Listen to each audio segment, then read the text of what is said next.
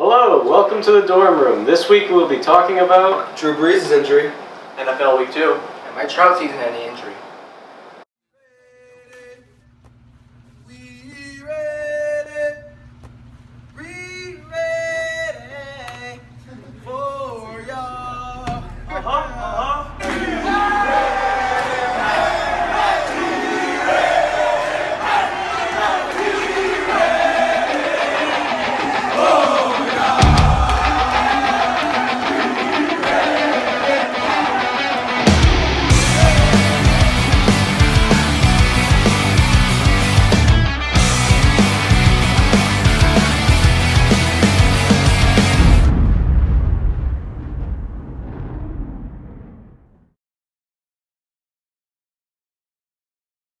Good evening and welcome to episode 3 of the Dorm Room. I am Josh, joined by Dylan, Colin, Nato, Jarrett, and Jarrett. Please tell the audience, who are we joined by tonight? very exciting guest appearance here on the show this week. A fellow colleague of mine of ETV News and ETV Sports, Ryan Gable, joins us for week number 3. Thank you. Gable, thank you for joining us. Thank you, appreciate it. Big Ryan Gable on the show tonight. Special guest, our first special guest. It's a big honor, thank you. We're down a couple of people again tonight. Anthony's out with football practice, and Ben is again being a little. So to jump straight into the news, we're going to get right in. Drew Brees recently had a thumb injury in the Saints-Rams game. Anybody have any comments on the injury? well, I think that's going to really hurt the Saints for the rest of the season. He's a big factor. He's done great past seasons. They really needed him this season.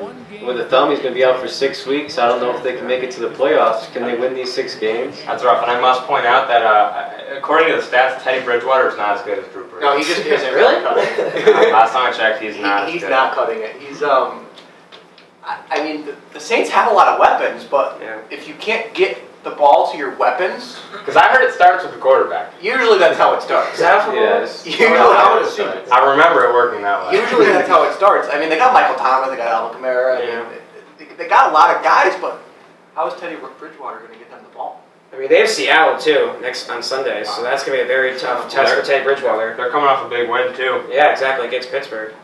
Also, I mean, Speaking of Pittsburgh. What was that? Nah, we can keep going. The Saints are also they're well coached. Sean Payton just got a 5-year extension. Yes. Yes, indeed. I mean, Sean Payton, one of the gutsiest coaches, I think, in the NFL. I don't know if you guys remember this. I'm sure Gable probably does. When you think about you talking about the 2009 Super Bowl? I am talking about the onside kick. I just saw that play today. Yep. And one thing I noticed about that play is Teddy Bridgewater wasn't a part of it. Yeah, he probably wasn't. No. Wait, where did he go to college? He went to Louisville. Yeah. Louisville? Yeah, okay, that's what I thought. All honesty, that's gonna hurt him. I did not expect Drew Brees to be out for 6 weeks, and he came back and he ran across the field and they taped him up again. And I was thinking, hey, maybe he'll come back in. No, not the case. Not the game that everyone thought. I thought that was going to be a much better game than it was. I mean, I've been said on our Sunday morning thing that was going to be the game of the week. What was the final score? 27-9? Yeah, something like that. It's going to be interesting how just the team in general is going to perform, at least for the 6 weeks, give or take, because, again, we talk about a tough schedule. The NFC South, they still have Atlanta. Carolina and Tampa are still, mediocre-ish and below, but Atlanta's going to compete. The whole NFC is getting better. We'll see what San Francisco has been doing. Seattle's been doing good. Arizona, even though they're projected to not do as well, they're still performing. Can't forget the Rams. So there's a lot of tough teams. Eagles, Cowboys, the Packers, they're playing. The Redskins! Of course, the Redskins. NFC's getting better, and Saints have just got a big test, I hate to point this out about the Saints game, but, dude, the referees. Another one. Another one. On a fumble recovery by Cam Jordan, took him to the house. They call it a drop pass. I mean, I know it ended up being 27-9, but you got to see that might change the complexion of that whole game. Yeah, it could have. I mean, obviously you never know. It's not how it ended, but pass. It didn't look like fumble getting returned to the house. I mean, you never know how that could change momentum of that whole stand. They blew it dead. Another blown call by the refs. Gotta love the NFL. At the end of the day, it was not the NFC Championship rematch we all wanted to see. But there were good games yesterday going into our next topic, NFL Week 2. Any overall thoughts? Anybody see anything interesting caught their eye? Pat Mahomes played yesterday, so that's always pretty. He was in the game. He played. Stellar. Yeah, I think Yeah. he played. I think they even gave him a couple minutes in that Yeah, game too. I think he got a few snaps. But I mean, the Chiefs are just ridiculous. I don't really know what to say. It's unreal. He's playing at an unbelievable level. All I can tell you about that game is I'm sitting on this couch watching Sunday football. I'm down in fantasy defense, right? I'm thinking, dude, I need something big. I need Pat Mahomes to give me a couple points. He comes in 4 touchdowns, over 400 yards. I think it was 463. That's a good day. That's not a bad day by a quarterback. That's not bad either. No, yeah, that's a couple yards. He got down the field 4 times, and then some. It's hard to argue that Pat Mahomes isn't just a great starting quarterback. Okay, I mean, he's not doing too bad. I mean, Good season. Colin, I have a question to ask you. I have a question to ask you about your starting quarterback for your fantasy team. What the hell is wrong with Cam Newton? I don't know, dude. He has all the potential in the world. He does. He's just not putting it together. And you see what he dresses up like in his I post-game know. interviews? And you see what he said too? He's like, I gotta look myself in the mirror. Clearly you do. He's like, yeah, you do, dude. First of all, you're playing like shit. Second of all, what is that outfit? And I would argue that after you look in the mirror, you should consider playing better. Or dressing better. Just not playing good at all. I put all my faith in him this year too to have a good season. But I don't know. I've always been a Cam Newton fan. I know he's kind of an asshole, but Something's different. It's only week 2. yeah, he's not. So. He's got Christian McCaffrey. I mean, he's got weapons. He's just not. I don't know. I don't know what the hell's wrong with him. I mean, you don't usually see this from a former MVP. It's very, very strange to see. One thing you don't usually see is professional sporting leagues degrading one of their teams to a lower league. Apparently, the Miami Dolphins are no longer in the NFL. We might want to make that move. I think SeaWorld is more entertaining than Dolphins are now. Yeah, we might want to motion the NFL to just get rid of the Miami Dolphins. As a whole. Maybe put him in the FBS. Oh, God. That might not be a bad idea, honestly. This is interesting, to be honest with you. This is all jokes aside. So in European football, so like basically the worst 3 teams in a league are relegated, I think the word is, and they put them in the lower league. So like in this case, imagine like say the end of the NFL season comes around and the Dolphins are just like kicked to a lower league, and the best 3 teams in that league come up to the NFL. It's just so brutal. That is brutal. But It's so brutal. That's what they do in soccer. I don't know. Patriots put a beat down on them, huh? I mean, that would make teams more motivated. It would. That They wouldn't that have gets rid more of tanking. seasons. Sure. Yeah. That would get rid of tanking. But speaking of the game, Antonio Brown, his first touches as a Patriot, first touchdown as a Patriot, 4 receptions for like 55 yards. It was fun to watch him get involved. I didn't think they were going to get him that involved. 3 catches on the first drive. Yeah, he was only looking for Brown. Jarrett and I noticed. Well, he was looking for the open man. That's what Belichick said. That's not the quarterback. Yeah, right. A game that I love to see was my boy Aaron Rodgers taking down the Minnesota Vikings. He's a bad man. We're off to a 2-0 start. He's a bad man, isn't he, Gable? He is. He's a bad man. He had what, like 2 touchdowns within like the first quarter? Yeah. I think it was 250, 240 something. Yeah. Passing yards in the day. 2 touchdowns. What was that argument he got into? Oh, I didn't see that. He got into an argument? Yeah, I was watching something this morning. He got into an argument with his coach or something. Oh, really? Like that. Matt LaFleur. Maybe Did he you see that, Gable? I didn't, but it wouldn't surprise me if he did get an argument. new head coach. That was his first. I think they played that game in Green Bay, didn't they? I think that might have been. It was in Limbo, yeah. I think that was his first home win of his career for Matt LaFleur. And are the Packers gonna make a push in the NFC? I mean, do they have the potential to keep that going? It'll be. I don't know. To see. It's gonna be fun to watch. I mean, I they do beat like the Bears last week, so I mean. I like their you never team. know. Yeah, I do like their team. Just Aaron Rodgers getting old, obviously. Who knows if he can. One thing that was slightly concerning, Nato, your Chargers. What's happened there, Lions? What was that? Is that the Detroit Lions? Interesting. Yeah, they just fell apart. They're garbage. Lions are clearly the better team. Matthew Stafford couldn't just, it was too much for them. I would have. It's only week 2. You're good. Yeah, you're good. But I was best friend. But overall, I just think the Chargers couldn't come together as a team and just couldn't play it well. And the Lions just clearly got the better half. I think Chargers had like a fumble and a lot of blown potential touchdowns. So yeah. They don't look bad. One thing we all got to remember is week 2, whether you're 2-0, 0-2, 1-1, 0-1-1, whatever your record might be. Yeah. 0-3. 0-3. Because, the Mariners got an early start this year, so. True. Might be getting my sports mixed up. Whatever you start is week 2. Fun week for football. Anybody else catch anything or? On to week 3. Well, we got week 2 is not over yet, technically. We got Browns and Jets. Browns and Jets. Could be interesting. A lot of us need a big night from the Browns tonight. Yeah. I need Odell, but I'm not a Browns fan, so I don't know what to do. Dylan needs Odell. You need Baker. Mayfield. Colin already won, and he still has Le'Veon Bell to play tonight. Oh, yeah. Week's not over. We're gonna watch the Monday Night Football after this episode. Moving from football, Mike Trout done for the season. Having foot surgery sometime this week. One thing I wrote down, because the Angels, they're not making the playoffs, but Trout's not going to be in contention for home run leader. He was up there. And I also wonder if it's going to hurt his MVP chances too. I don't. Personally, I think he should still be the MVP. He's going to miss half a month of the season out of a 6-month, 7-month season. I think it's kind of unfair. After having the season he did. You could probably argue this was the best season of his career overall. And that's saying something for a guy who's won MVP. Who's been in the top 3 in MVP. Who plays for such a mediocre team as well. And plays for such a mediocre team, has been the top 3 in MVP about every year of his career. So And the fact that he's going to continue to play for a mediocre team unless the Angels figure it out with such a big contract. Yeah. All right, well, say this does hurt his chances. Anybody, what do you guys think? AL MVP? Looking at a couple guys in the Yankees. Yeah, DJ LeMahieu. DJ's up there, but he hasn't been as consistent. DJ's definitely up there. I did see Xander Bogaerts get brought up in the conversation last week. It could be. It's hard to argue.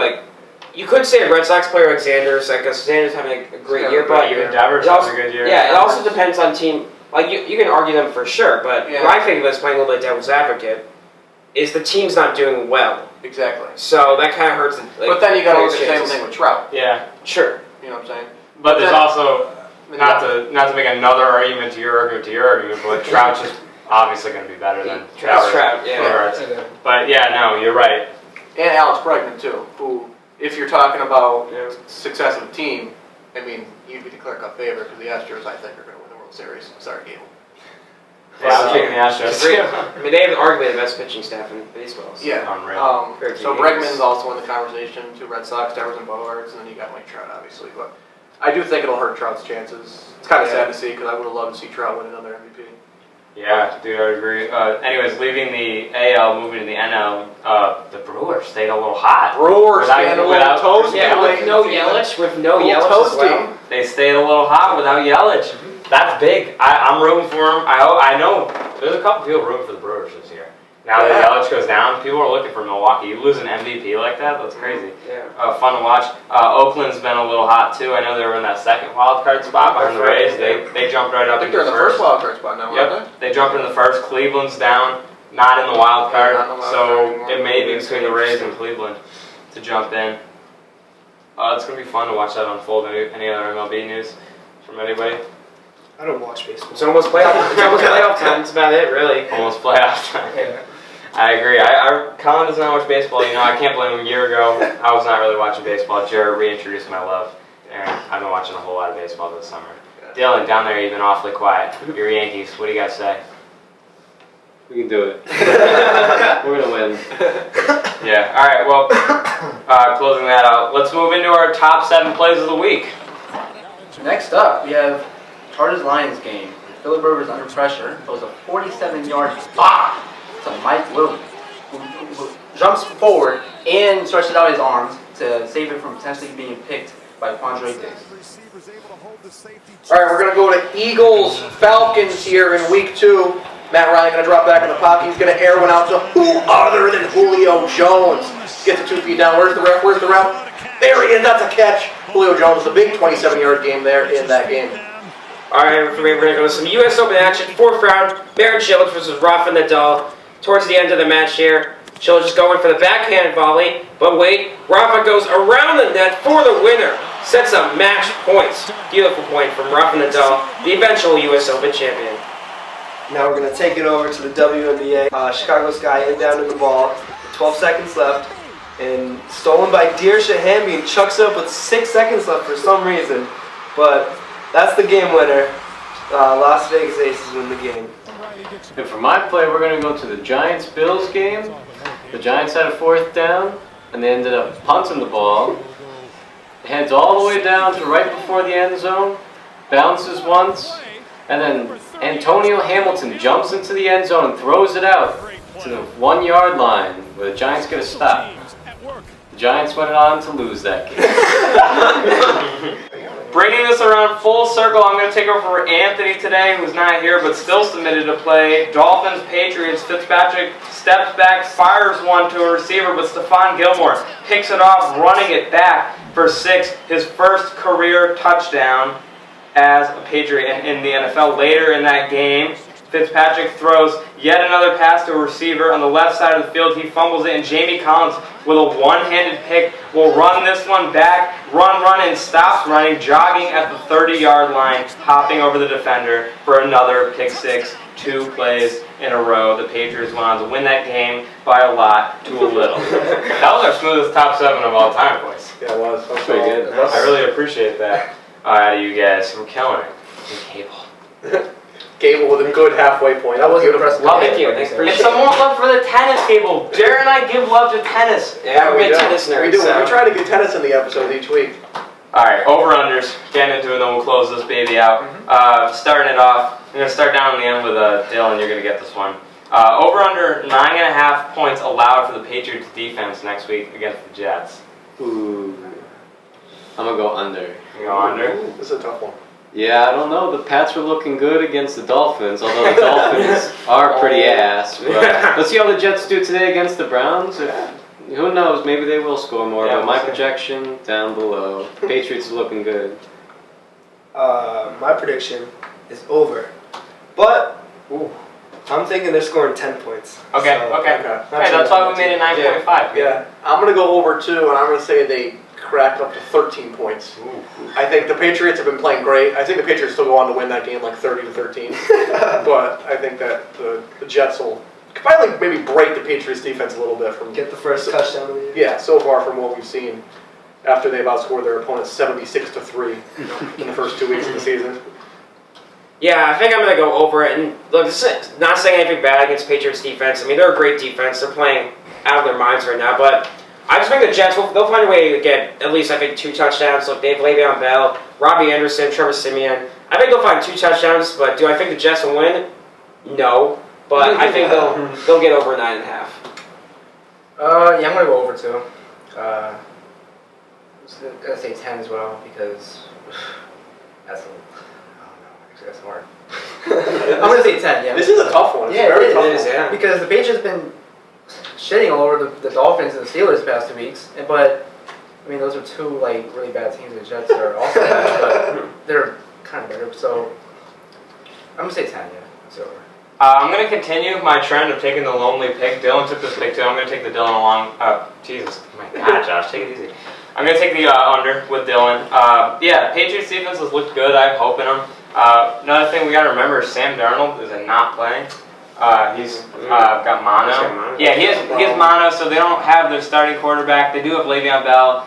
This is a very good defense for Bill Belichick and the Patriots. I've liked watching them, and I'm hoping that they continue to do what they're doing. Jets are a good team, but I'm going to take the under. Now, I'm going to start with you on this one. We're going to go right back that way. 850 total yards for Chiefs-Ravens game this week. Wait, so we're talking about Complete game, both passing, Both teams. rushing, both teams. receiving. Yeah, both Oh, teams yeah, I'm gonna go over. Over? Yeah. Yeah, I think like a 900. Yeah. Because you have the Ravens with Lamar Jackson, and he's looking pretty good. Like he has, like he's developed an arm, and he's also a running back. And then you have the Chiefs with Patrick Mahomes, who has probably the best arm right now for a quarterback. Yeah. So yeah, I'm gonna go over. I'm going to take the under on that one. Here's why. I think that Lamar Jackson will cool off, so to speak, in week 3. I do like what I've seen out of him. I think he's improved a lot. but I do think he will cool off a little bit in week 3. And I like the Chiefs to kind of dominate the yards in that game, but I don't think the Ravens offense will show up like we've seen it the first 2 weeks. Yeah, I think I agree with you, Jared. I'm going to go under as well. I still think it's going to be a very offensive game, maybe 27-24. Again, Lamar Jackson is really impressing me. I mean, he's been heavily criticized the past year, even in college, for just being a running quarterback, but he's certainly have proven everyone wrong. I do think it's going to be slightly under because I think, like what Jared said, I think the Chiefs are and Andy Reid, they're going to figure out Lamar Jackson has to stop him. But I still think it's going to be maybe 700 yards, but not quite the over 800 limit. Yeah, this is definitely going to be a big test for Lamar Jackson. I think it's going to be a very offensive game, so I'm hoping for a good game. I'm going to say over. I'm going with the under on this one. Lamar Jackson has kind of had it easy for the first 2 games. He's still pretty good, but we have to see when he's going up against the Chiefs. They're looking good. Their defense is strong. I don't know if he's going to be able to get over. I would like to take the over on this one. Pat Mahomes has been lights out, as we all know. Lamar Jackson, obviously, we're all talking about is the biggest test. He's had the Dolphins and the Cardinals so far. The Chiefs are a way different team. Their defense is also better than those two. It's going to be a big, big test for him. And, say that we're all talking about his passing. The passing doesn't work out. He could run it. We're looking for some passing from him, of course. But I don't know. I'm going to take the over. Hoping for a good high-scoring game with that.